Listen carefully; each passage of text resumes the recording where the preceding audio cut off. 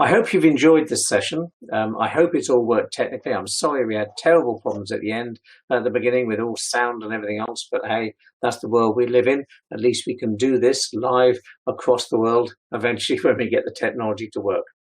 This simple model, the Eddie Obeng model, thinking about the journeys trying to get to the green box. But hey, it's a difficult journey and you have to spend time perhaps in the blue or the yellow or perhaps both.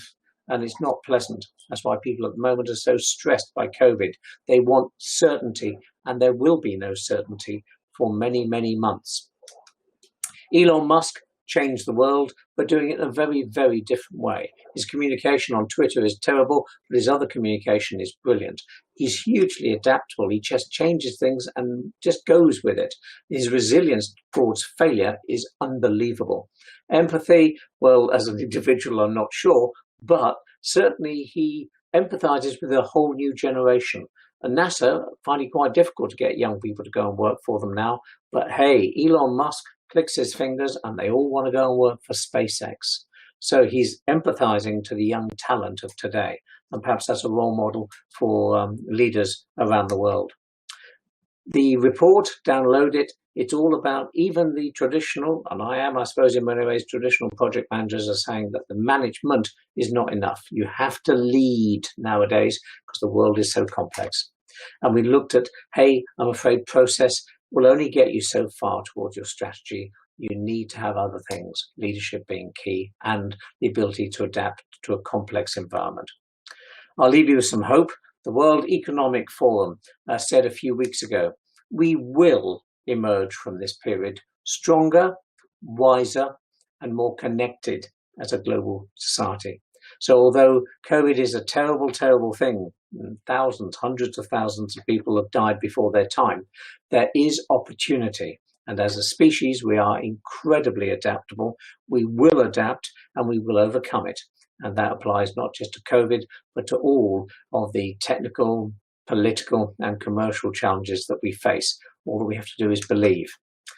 So the future, I think, is going to be positive. I'm naturally an optimist. I have to be. I'm a change manager. I have to believe that change will be good.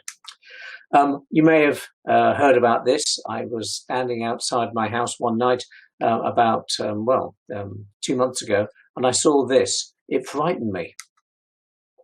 From nowhere, I suddenly started seeing these points of light in the sky, and they were moving really fast and very close. I thought, what on earth are they? Are the Martians invading Earth?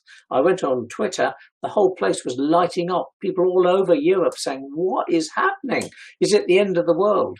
No, it was Elon Musk.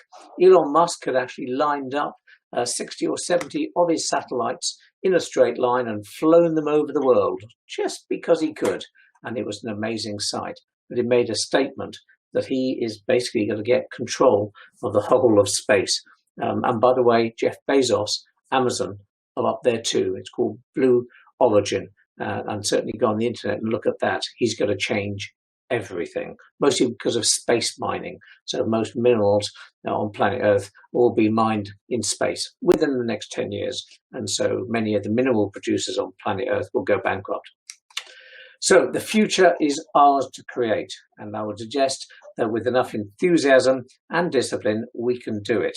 And so having worked with Nana and having worked with many, many people in Nigeria in particular over the years, the one thing that Nigeria has in huge quantities is enthusiasm and lots of talent, because your education system is good.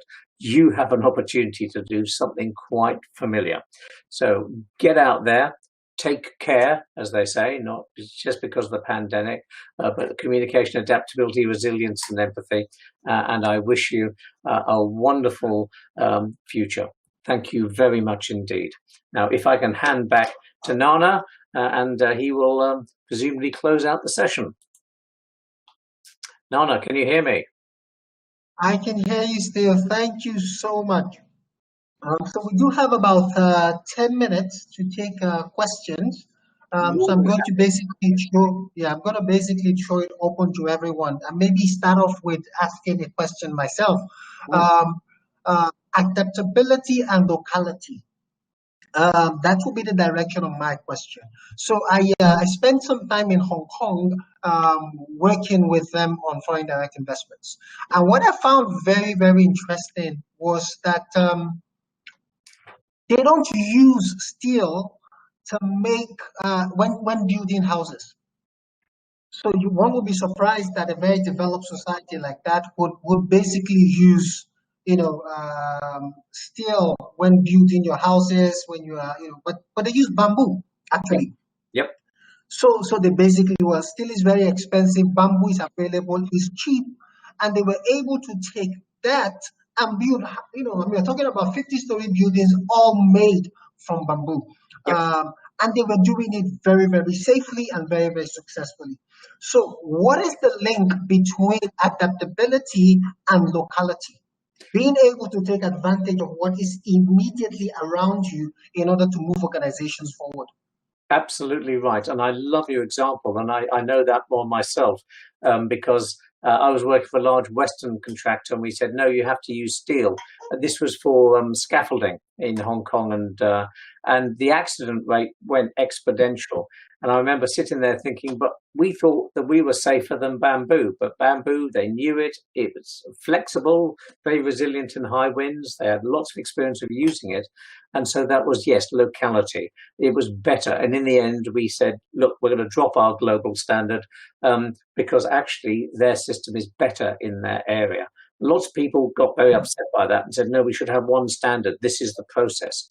And that's why I find with companies, if you take SpaceX as an example and NASA, this is the way it should be. This is the way we've always done it. These are the materials we've always used. We can prove that they are good. But sometimes people say, hey, but we don't think so. We're going to try this. If you want the example with Elon Musk, his big new rocket, he's using stainless steel. Now, stainless steel had been tried by NASA for their big tanks, and they said, no, it's no good. And so they went on to hugely expensive metals, titanium, and etc. Elon Musk said, hang on a minute, I'll try stainless steel. And NASA said, you're an idiot. He said, well, no, I'm just going to try it and see how it goes.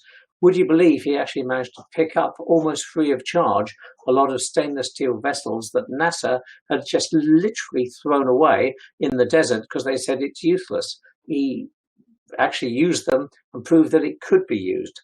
So there was a case of making it much cheaper. It's actually much better. And NASA are now saying, well, perhaps we were wrong. So certainly let's take an example of Nigeria. The one thing you've got in Nigeria, as I said, if you've got a really good educated workforce and piles of enthusiasm. And so if I was managing in Nigeria, I'd be doing it in a very, very different way from managing a project, say, in the UK. And that's not saying that one is right and one is wrong. It is situational. So I agree completely. You have to be locally aware of what you've got and how it works. So completely agree.